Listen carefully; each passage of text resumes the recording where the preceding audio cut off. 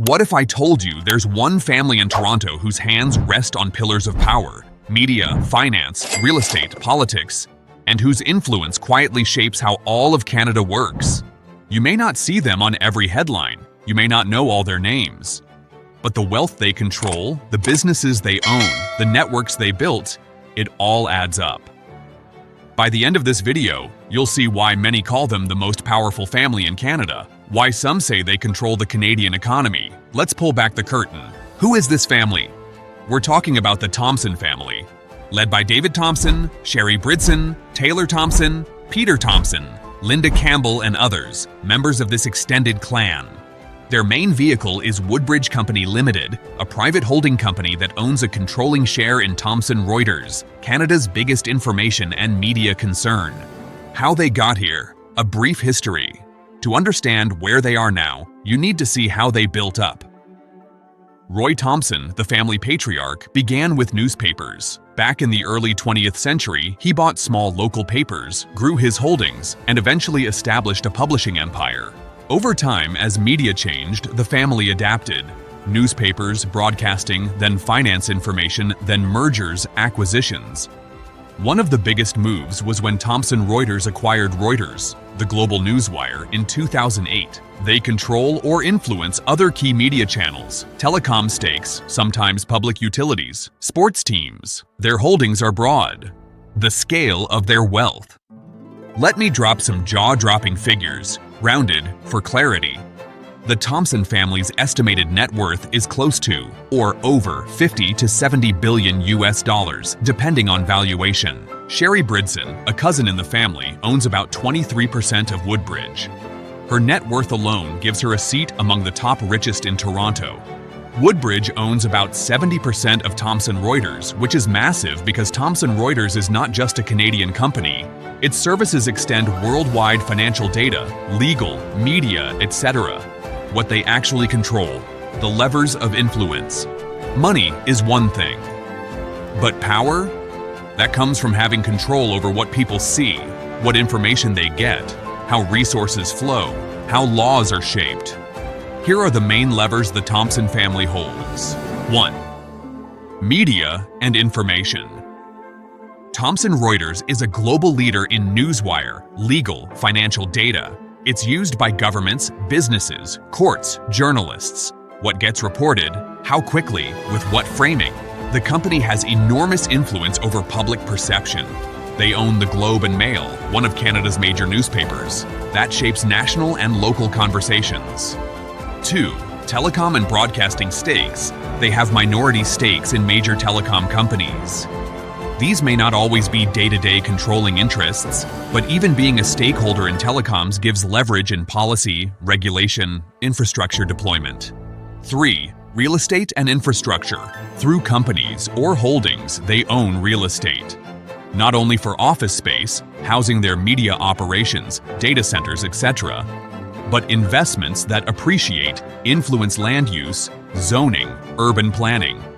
Also, large investment firms that handle infrastructure, sometimes even global assets. When you have money in infrastructure, you have influence over regulation, public contracts, public policy. 4. Finance and investments. Their holding company works like an investment vehicle, putting money into sectors where information is key, financial markets, legal systems, tech. Because they are large, they can influence market norms. What counts as acceptable for journalism, for media ethics, for data flow, for digital rights. 5. Political and social influence. With wealth comes direct and indirect access. Donations, board memberships, lobbying, influence over how policy is written, whether that's telecommunication laws, media regulation, privacy laws, competition law. Also, cultural influence, sports teams, philanthropy, arts, universities. These are subtle, but they build legitimacy and shape social attitudes. Case studies, where their power shows up. To make this concrete, let's look at some examples. Thomson Reuters acquiring Reuters, 2008. This wasn't just a business transaction. It meant that the family now co-owned, through Woodbridge, one of the most trusted global newswires. That gives them access and credibility on the world stage. Ownership of the Globe and Mail, national opinion making, political coverage, policy debates, all of that is shaped in part by what happens in newspapers. The Globe is often where prime ministers, cabinet ministers are quoted, where national debates start.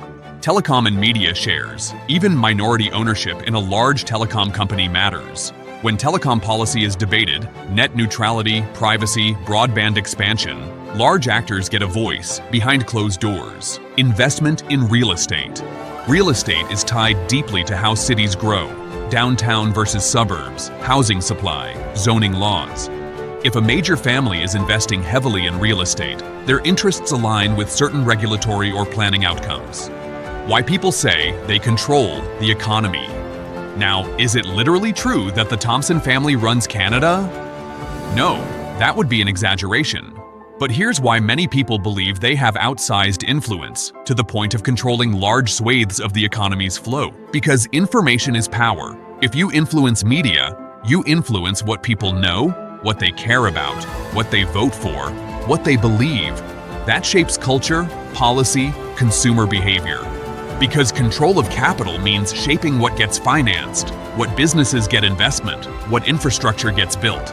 Because legacy and continuity, generational transfer of wealth, keeps them in the game over decades. It's not just one person making a fortune, it's an entire system. Because they play across sectors, they're not only in media, they touch telecoms, real estate, public institutions. Those cross-sector ties create webs of influence. How they maintain and grow power. You might wonder, so how do they keep all this going? Here are some of the strategies. Diversification. They don't just have media, they have investments in telecom, real estate, technology, finance. That reduces risk. Private holding structure. Woodbridge is privately held. This gives flexibility, privacy, less pressure from public shareholders in some respects. Strategic acquisitions and adaptation. From print to digital, from news reporting to legal financial data, the Thompsons have made big moves. Acquiring Reuters is prime example. Philanthropy and public engagement. Supporting arts, universities, cultural institutions helps build soft power, reputation, credibility, connections. Staying under the radar. Many members of the family don't show up in flashy headlines. They aren't celebrity moguls in the usual sense. But behind closed doors, they're involved in powerful conversations. Criticisms and counterpoints. To be fully fair, there are counterpoints. Not everything they do is sinister. In many cases, their business is legal. Their investments create jobs. Their media outlets provide important reporting. Some argue that concentrated media ownership may reduce diversity of viewpoints. Others say that competition, online media, independent outlets, helps balance things. Another point. Being rich doesn't guarantee ill intent. Many members of powerful families engage in philanthropy, support community institutions, contribute positively. Also, power is not monolithic. Governments, public institutions, regulatory bodies, competition from other companies, all these push back. The public has agency. Consumers choose, citizens vote, media consumers decide what they trust. So while influence is strong, it's not total. Here's the truth. Power, when left unchecked, shapes society in ways we often don't notice until later. The Thompson family is a perfect example of how wealth plus strategy plus stealth equals influence. So next time you read the news, check who owns the outlet. Next time you hear about telecom policy, think who's invested. And next time someone says, economy, remember, much of what shapes it happens behind boardroom doors, not legislative halls. If you found this eye-opening, push that subscribe button, hit like, and share to get more stories about power, money, and how our world is really built.